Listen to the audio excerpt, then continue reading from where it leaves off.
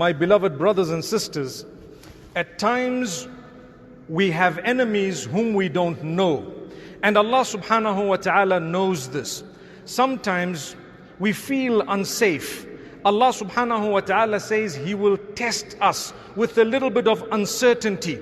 And He may test us with the issue of enmity coming from people we may know, we may not know. At times we have hypocrites who might smile on your face, but they stab you on your back. Now, what do I do? What does revelation have in it for me in terms of direction? What should I do?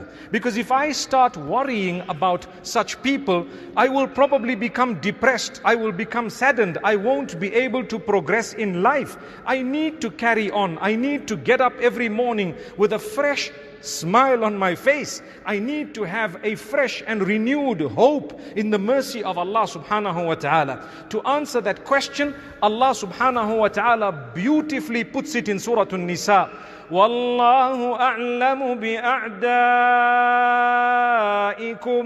وَكَفَى بِاللَّهِ وَلِيًّا وَكَفَى بِاللَّهِ نَصِيرًا.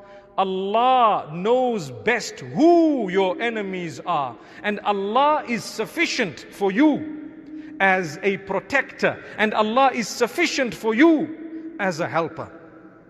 Who can there be better than Allah as a protector for you and I?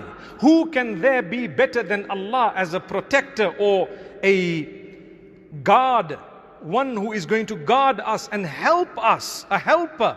Who can there be better than Allah? Subhanallah.